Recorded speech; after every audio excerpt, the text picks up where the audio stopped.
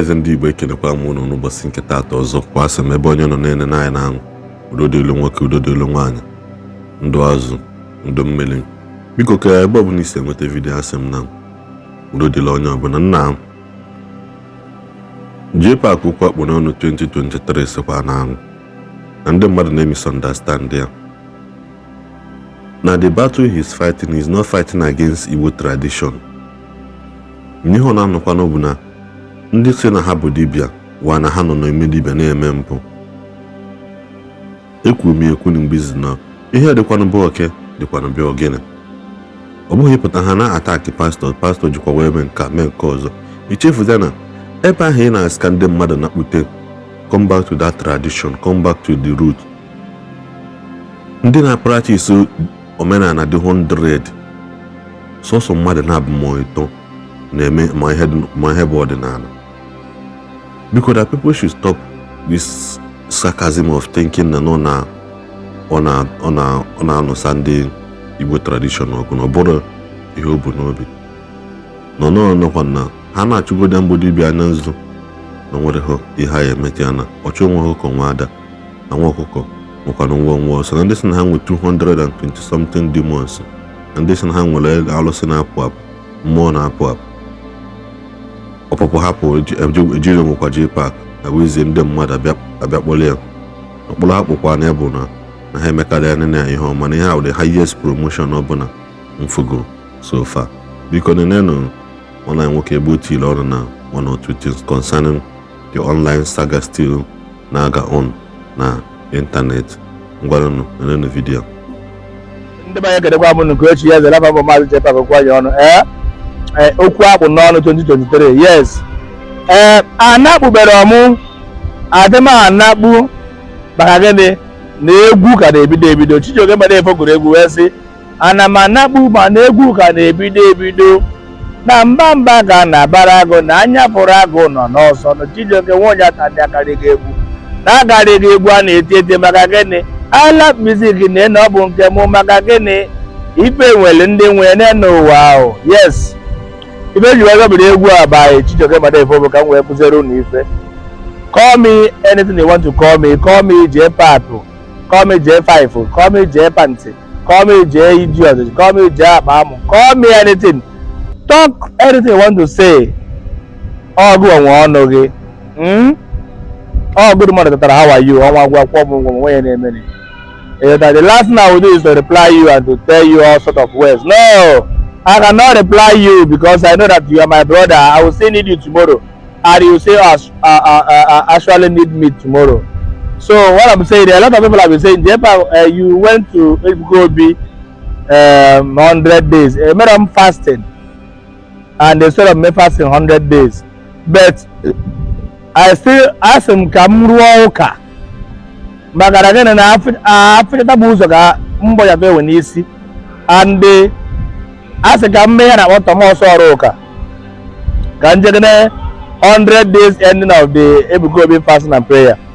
I went there, the little thing for there. Or when American campaign, and I went not support, or when they go with your job or yoma. But if we form can you could hear be yoma.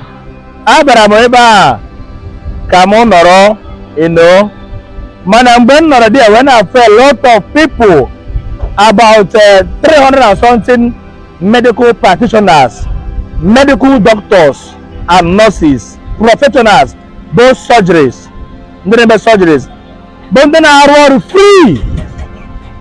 Are free of charge. Willingly, although na say no willingly. Na just chiru aka ka ha wee zondo. Nwesi n'ụdị ife na Zion. Asem no dey go for decades. Not for years. You understand? Mbata Zion, when I feel a lot of people under the Yanaka, Monogu, my lot of things, even then I Esomba, able go be war. I'm able go be war based on what about that in the way. Not about the John, a Gugwan, a Mama here. Mua cancel like a Kabue, a metam, but I'm online again for that social day. But that does not warrant me. that na mfu ihe ọma onye Igbo be anyị na-eme na mama ekele Chukwu n'ihe abụ ihe ọma. Ndị Yoruba nwere Pastor W.F. Kumuyi, nwee many comedians and content creators, they have never speak against those ones. Ndị Yoruba nwere Adeboye, nwee Oyedekpo, nwee many big men of God. Ewetara Ebuka Obi bụ nke anyị. Ihe m waji wee like ihe nwegoro secret sin ọ na-eme, nwee ife ọjọọ ọ na-eme, nke m fụrụ anya bụ eziokwu, nke nọ na ntị bụ asị. If I'm there from thousands of people nọ n'ụlọ ọgwụ free, because I've been asking myself, ebe ka ego ị na-enye na ego onyinye ebe ka ọ na-aga dị, ka ebe ọ na-aga, wee fụ na Ebuka Obi enweghị account number. Agara m n'isi mmiri because somebody called Agụbọọla FJ na Dubai, Prince. Wee chọpụta na Ebuka Obi enweghị account number, Ebuka Obi enweghị personal account number. Na ego niile na-eweta na chọọchị na-eweta na donate million. Ego niile ahụ efu na-aga to less privilege. Ma ndị na-agụ akwụkwọ free of charge, ma ndị na-eme na-agụ akwụkwọ free of charge. A lot of things, ma ndị nọ n'ụlọ ọgwụ, ma ndị surgery, medical doctors more than 300 and something people. Onwere na-akwụ ụgwọ, they volunteer themselves na ha ga na-azọ ndụ freely. Backward Thanksgiving with 700,000. Instead, the church will pay them. They are the ones supporting the ministry of God. When I say now, we're going to become them. Chineke gbaghara. Yes. Everybody secret sin of them become them. Chukwu gbaghara.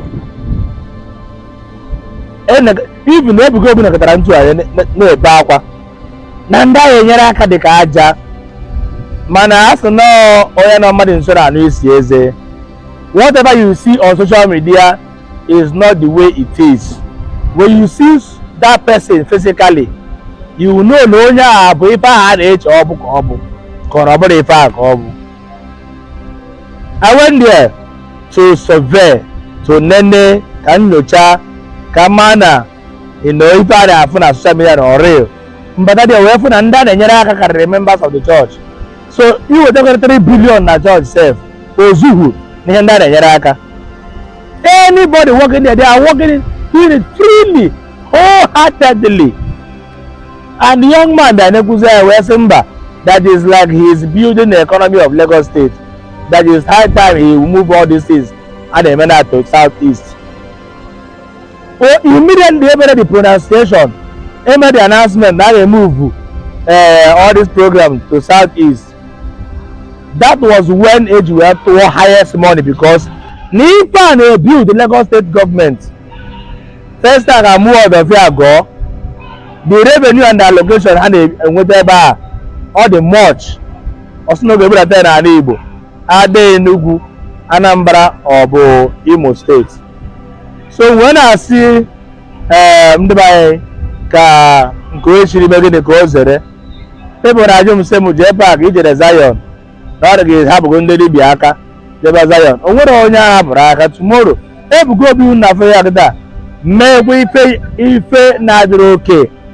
We bloggers will analyze it to go emeghe n'ihu. Because Omenala Igbo is also 10 commandments.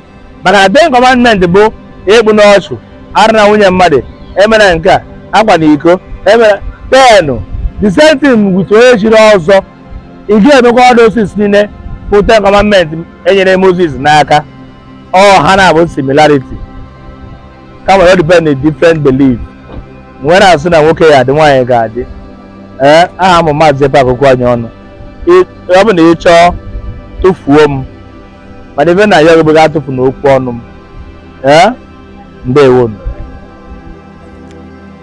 Ụmụ Igbo ekene m na asị na ya dị elu, nwoke mma na ya dị elu nwaanyị mma biko na ọ bụ na ise na ya asị m gị nyela ya aka na subscribe kwanụ na channel ya.